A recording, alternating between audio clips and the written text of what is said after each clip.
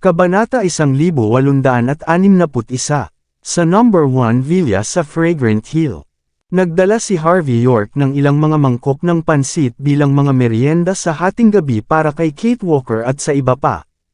Matapos marinig ang usapan nila Harvey ang tungkol sa nangyari, natakot si Brennan Stanton kaya hindi siya kumuha ng isa pang kagat ng kanyang mga pansit.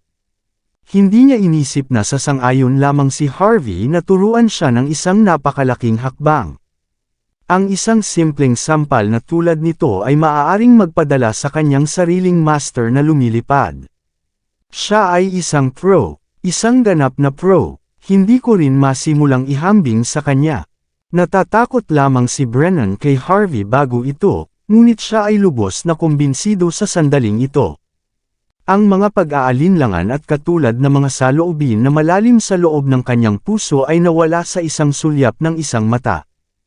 Hindi man niya sinubukan na itago ito nang tumawag si Leonard Bray. Gumawa lamang siya ng ilang casual na mga puna kay Leonard sa harap ni Harvey. Ngumiti si Brennan kaagad, "Sir York, hiniling ako ng aking Panginoon na manatili sa oras na ito. Sinabi niya sa akin na bantayan ka at tingnan kung nakakakuha ka ng anumang maliit na trick. Hinuhulaan ko na kasama na rin siya." Sumunod kay Leader Walker. Pagkatapos ng lahat, dapat na magbayad ng mabigat na presyo si Leader Walker sa aking Panginoon para lamang umalis siya sa kanyang tahanan. Tiyak, hindi niya ito ginawa para lang mapapagaling mo si Angelina. Mahinahon na sumagot si Harvey, dapat ito ay dahil sa sangay ng Mordus Longman. Sa pagtatapos ng araw, hindi ito tungkol sa kung gaano ka ipinagmamalaki na tumaas sa kapangyarihan sa sangay ng Mordus Longman. Tungkol ito sa totoong lakas. Malapit na ang 3 araw na appointment kasama sina Rachel Hardy at Aidan Bauer. Tiyak na magkakaroon ng ibang trick si Justin Walker. Matapos marinig ang hindi pagsasalita ni Harvey, sumulyap si Brennan sa mga alagad ng Longmen na nagbabantay sa villa sa labas na may pagtataka. Kung naaalala niya ng tama, si Rachel ay lubos na magalang kay Harvey. Kaya, ano talaga ang pagkakakilanlan ni Harvey? Ngunit sa lalong madaling panahon pagkatapos, itinago ni Brennan ang mga kaisipang iyon. Dahil siya ay itinuturing ni Harvey na subordinate, naisip niya na dapat niyang ipakita ang parehong saloobin at hindi nagtatanong ng kung ano na hindi niya dapat tinatanong. Tulad ng pag-iwas ni Brennan sa kanyang mga saloobin, emosyonal na tumingin si Kate kay Harvey na may mainit na tingin.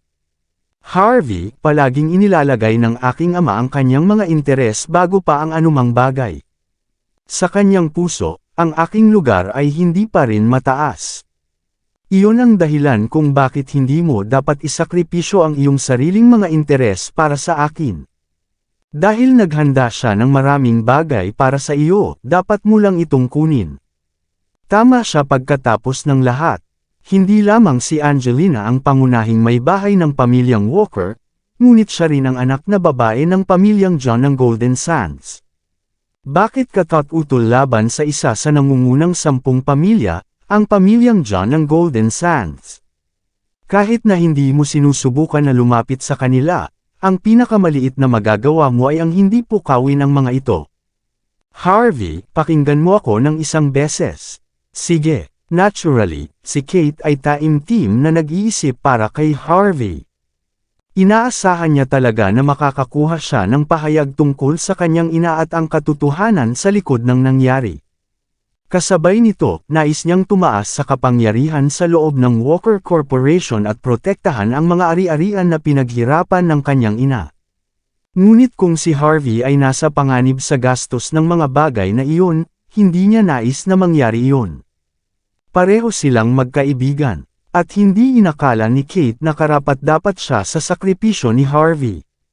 Si Harvey ay natawa, pagkatapos ay sumagot, "Kate, dahil tinatrato natin ang bawat isa bilang mga magkaibigan na, hindi na kailangan kang maging ganito. Tinutulungan kita ngayon, siguro tutulungan mo rin ako sa hinaharap. Bukod, ang pera ay isang numero lamang para sa akin. Mas gugustuhin kong yumuko sa harap ko ang iyong ama at si Angelina. Dahil kung mangyari ito ng isang beses, Mangyayari ito ng maraming beses pagkatapos. Kalmado ang ekspresyon ni Harvey York. Si Justin Walker ay mapagmataas, at patuloy na sinusubukan na sugpuin si Harvey dahil lamang siya ang representante na pinuno ng sangay. Ang sangay ng Mordo na lungmen na may suporta sa likuran niya. Humiling pa si Justin kay Chief Leonard Bray sa oras na ito. Ang kanyang layunin ay simple, upang mangibabaw ng lubusan sa kay Harvey. Naghahanda si Harvey na gawin siyang magdusa ng malaking pagkalugi dahil dito. Tulad ng tungkol sa pagiging pinuno ng sangay ng Mordus Lungmen Branch, wala siyang pagkakataon. Hindi pa kinuha ni Harvey ang posisyon bilang pinuno ng sangay dahil lamang sa nais niyang makita ang mga puwersa na magpapakita upang kunin ang posisyon bilang kanilang sarili. Maliban dito, nais niyang lutisin ang sitwasyon sa kaunting mga casualty upang maiwasan ang ganap na pagbagsak ng sangay ng Mordo.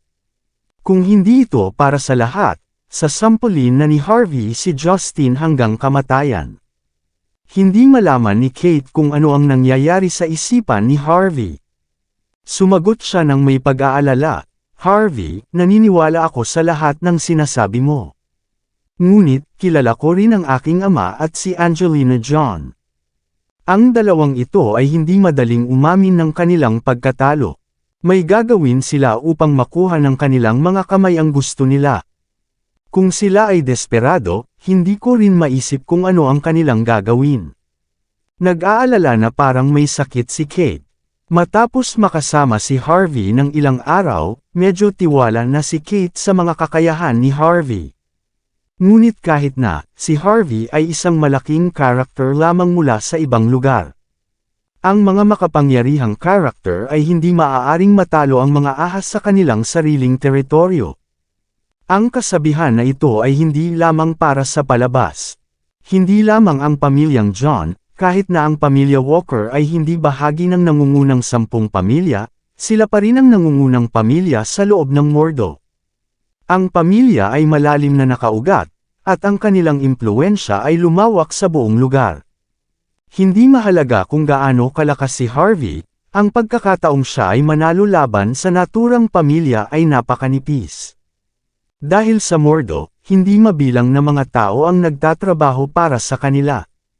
Kahit na ang mga pulubi sa mga lansangan ay maaaring isa sa kanila. Sa ilalim ng mga sitwasyong iyon, ang paglaban kay Justin ay hindi makikinabang si Harvey. "Huwag kang mag-alala," ngumiti si Harvey. "Sa isang banda, hindi ako natatakot sa kanila na maghihiganti sila sa akin. Sa kabilang banda, sisiguraduhin kong susuko sila ng masunurin. Dahil maliban sa akin, walang ibang tao na maaaring pagalingin si Angelina sa kanyang kakaibang kalagayan. At kahit na mayroon, ang taong iyon ay tiyak na hindi hihilingin na lumapit sa isang maikling panahon. Maliban kung determinado si Angelina na maging vegetative. Kung hindi, susuko sila." Napabuntong hininga si Kate matapos marinig ang mga sinabi ni Harvey. Alam niyang tama si Harvey. Kahit na si Angelina ay ina ni Kate, ilang taon pa lamang siyang mas matanda kaysa sa kanya. Paano maibibigay ng isang babae sa kanyang 30s ang kanyang kabataan at mga dekada na halaga ng kaluwalhatian at kayamanan upang maging vegetative dahil lamang sa bugzo ng init sa sandali? Tulad ng sinabi ni Harvey, tiyak na susuko sina Justin at Angelina. Nang hindi nag-isip ng pangalawang pag-iisip, tinanong ni Kate ng mausisa, "Harvey, pagagalingin mo ba talaga ang sakit ni Angelina kung tatanggapin ng aking ama ang iyong mga kondisyon?" Nais ni Kate na makita ang uri na tao si Harvey. Kalmadong sumagot si Harvey, "Siyempre. Ang isang Ginoo ay hindi nababalik sa kanyang salita.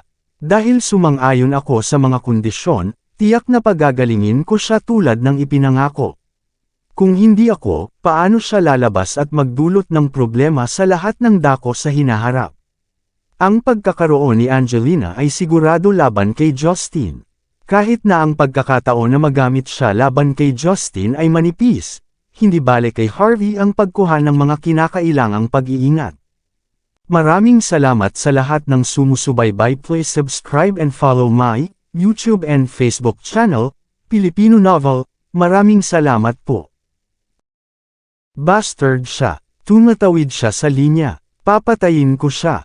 Papatayin ko siya. Sa loob ng Mordus Fraternity Hospital, sa VIP na silid, si Angelina John, na maaari pa ring igalaw ang kanyang itaas na katawan, ay umiinom ng tubig sa sandaling iyon. Matapos marinig si Justin Walker na nagpapaliwanag sa buong proseso, hinampas niya ang tasa sa lupa na galit na galit. Saan nagmula ang bastard na iyon, Harvey York? Saan niya nakuha ang lahat ng lakas ng loob na ito? Gusto niya ang katotohanan, isang patas na pahayag. At pagkatapos ay nais niya na tumaas sa kapangyarihan si Kate Walker. Ano ang iniisip niya? Bakit hindi niya gagawin si Kate na maging master ng ating henerasyon? Sinasabi ko sa iyo, Justin. Lahat ito dahil ang iyong mahalagang maliit na anak na babae ay nag-uudyok sa lalaking iyon. Kung hindi ito para sa kanya, paano malalaman ng isang tagalabas ang kung paano gawin ang mga bagay na tulad nito? Kailangang ibalik si Kate ngayon at ibigay sa kanya ang pakikitungo sa paggamit ng batas ng pamilya. At gamitin ang lahat ng kapangyarihan na mayroon ka sa gobyerno, hukbo, at underworld upang sirain ang bastard na iyon. Kung hindi ito magagawa ng pamilyang Walker o Leader Walker, hihilingin ko sa pamilyang John na harapin ang bagay na ito. Kahit na matutulog ako sa buong buhay ko, babayaran ko pa rin siya sa kanyang nagawa. Si Angelina ay kumukulo sa galit sa sandaling ito. Matapos pakasalan si Justin, siya ay naging mataas at makapangyarihan na pangunahing may bahay ng henerasyon. Si Kate ay nakayuko lamang at inuutusan siya. Ngunit pagkatapos ay nakuha ni Kate ang mas mahusay sa kanya pagkatapos gamitin ang kapangyarihan ng isang tagalabas. Sa mapagmataas at mayabang na si Angelina, hindi ito katanggap-tanggap. Kung ikukumpara kay Angelina, na kumukulo sa galit, si Justin ay mas kalmado. Nagsimula siyang mag-concentrate ng kaunti at pagkatapos ay sinabi, Angelina, huwag magmadali. Sinabi ng doktor na makakapag-ikot ka pansamantala gamit ang tonic, ngunit lalala ang iyong sitwasyon kung nababalisa ka. Hiniling ko na kay Chief Leonard Bray na magtanong sa paligid at tingnan kung may nagsasanay ng sinaunang martial arts na maaaring makitungo sa sakit na ito. Kapag nakita namin ang isang tao na maaari, kukunin namin sila dito kahit na ano ang presyo. At sa sandaling makitungo tayo sa iyong sitwasyon, hindi na tayo muling may tulak ng bastard na iyon. Ngunit bago ang lahat ng ito, hindi natin kayang pukawin siya sa ngayon. Mahina pa rin tayo, hindi na kailangang sumalungat sa gayong pagkatao ngayon. Bukod, ang kanyang mga kasanayan sa pagpapamuok ay pambihirang. Kahit si Chief Leonard ay matatalo kung siya ay humarap sa kay Harvey. Ang mga ordinaryong eksperto at bodyguard ay walang silbi laban sa kanya. Bigyan mo ako ng oras, tama. Magtiwala ka sa akin. Hindi siya mabubuhay ng matagal. Medyo huminahon si Angelina matapos marinig ang mga sinabi ni Justin, ngunit nagpapakita pa rin siya ng galit ng sinabi niya. Justin, lahat sila ay magbabayad kapag naayos ang aking sitwasyon, lalo na si Harvey at ang iyong mahalagang anak na babae. Sa paningin ni Angelina, lahat ng mga serye ng mga kaganapan ay nangyari dahil sa pagsuwi ni Kate. Pipigilan niya si Kate na maging walang prinsipyo kahit na ano. Alam ko, huwag kang mag-alala. Nagpakita si Justin ng isang walang malasakit na ekspresyon. Sakto nang magsimula siyang sumandal kay Harvey, hindi na siya ang anak ko. Ngunit hindi pa siya mamamatay. Kailangan natin siyang pakasalan si Lucas at tanggalin ang mga shares sa kanya. Kailangan niyang mabuhay hanggang doon. Kapag wala na siyang gamit para sa atin, Angelina, ipinangako ko na magagawa mo na ang anumang bagay na gusto mo sa kanya. Hindi sinasadya ni Justin ang mga salitang iyon. Parang hindi siya tatay. Siya ay isang hamak lamang na makakayang isakripisyo ang kanyang asawa at anak na babae para sa awtoridad at katayuan. Hindi ba sila isang napakagandang mag-asawa? Gagampanan natin ang kanilang mga pangarap pagdating ng oras. Hayaan silang mamatay na magkayakap ang bawat isa. Hey! Habang iniisip ang mga paraan upang yapakan si Harvey York, isang mapanirang ngiti na tumagas mula sa mukha ni Angelina John. Biglang nanigas ang katawan ni Angelina sa gitna ng kanyang pagsasalita at nahulog muli sa kama ng ospital. Si Justin Walker ay hindi sinasadya na tumingin at nakita ang ngiti sa kanyang mukha na nagyelo. Ang paningin ay tunay na nakapanghihina. Umabot ang kanyang mga kamay tulad ng mga kuko ng manok. Kahit na tila nagbabanta ang hitsura niya, hindi na siya nakakabawi mula rito. Ang mataas at makapangyarihang si Angelina ay nilamon ng buong takot nang siya ay mag-ipon ng lahat ng kanyang lakas upang ayusin ang sakit. Justin, wala na akong oras. Tanggapin ang kanyang mga kondisyon. Lahat ng ito, pagalingin niya ako, magmadali. Nang sumunod na araw, maaga pa ng umaga, si Harvey ay naglalakad na kasama si Kate Walker papunta sa Fraternity Hospital sa silid ng VIP pagkatapos mag-agahan. Pinatay ni Harvey ang kanyang telepono kagabi. Mayroong 12-dosenang mga message ng text nang buksan niya ang kanyang telepono noon. Dapat na tinawagan siya ni Justin tuwing kalahating oras. Matapos sa wakas na makarating sa telepono ni Harvey, si Justin ay patuloy na nagmamakaawa at nakiusap. Inaasahan lamang niya na gagawa ng aksyon si Harvey at pagalingin si Angelina sa kanyang karamdaman. Kasabay nito, sinabi niya kay Harvey na sumasang-ayon siya sa bawat solong kondisyon na ginawa. Bukod doon, bibigyan din niya ng $1.5 bilyong si Harvey hanggat nagawa niyang pagalingin si Angelina. Matapos ang isang buong gabi ng pagpapahirap, parehong sina Justin at Angelina na naubos. Iyon ang dahilan kung bakit hindi na naghintay si Harvey at dinala si Kate. Sir York, sa wakas ay narito ka na. Agad na tinanggap ni Justin si Harvey nang sabik matapos niyang makita siyang itunulak pabukas ang pintuan. Magmadali, tingnan mo si Angelina. Mabuti pa siya kahapon, ngunit biglang tumigas ang buong katawan niya. Kahit ang ngiti sa kanyang mukha ay nandoon pa rin.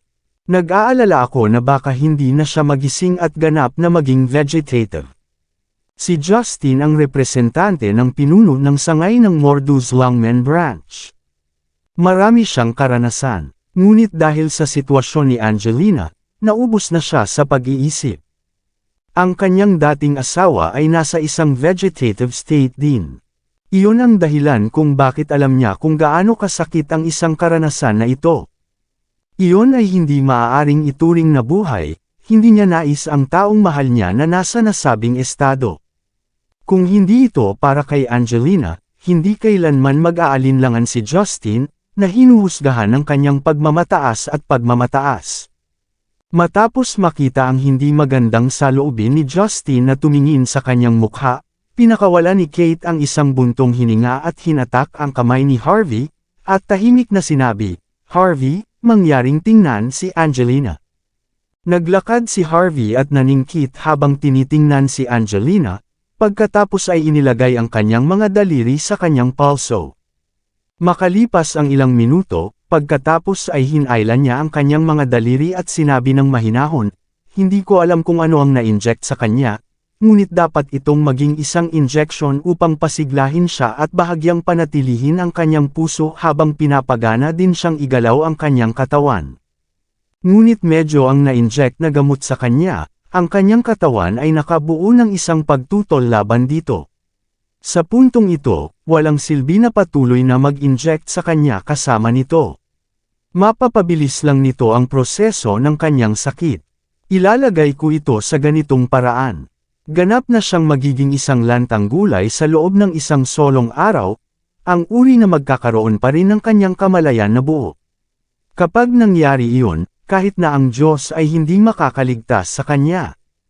Kabanata 1865. Kalmado si Harvey York. Wala siyang alam tungkol sa gamot o parmasyutiko. Ngunit ang kanyang pag-aanalisa ay eksaktong kapareho ni Dr. Frost. Ayon kay Dr. Frost sa kanyang pagsusuri, si Angelina John ay magkakaroon lamang ng isang araw sa karamihan. Sa puntong ito, naniniwala si Justin Walker na hindi lamang may sakit si Angelina. Tulad ng sinabi ni Harvey, Ito ay isang mabaliw na sakit. Ang dalawa ay hindi gumagamit ng parehong sistema upang magsimula. Imposibleng gumamit ng mga kasanayang medikal upang pagalingin si Angelina.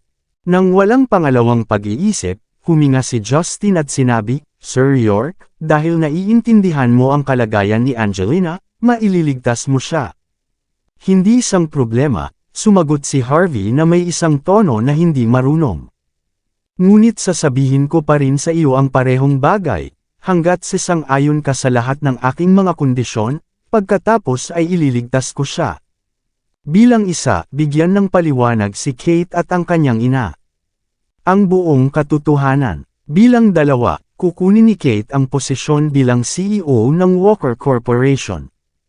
Hanggat sumasang-ayon ka sa mga kondisyong ito, hindi ko gusto ang iyong pera, save ko siya agad. Ngunit kung hindi ka sumasang-ayon, pagkatapos ay pasensya na, kailangan mong kumuha ng ibang tao upang gawin ang trabaho. Ang mga mata ni Kate ay umiikot ng takot.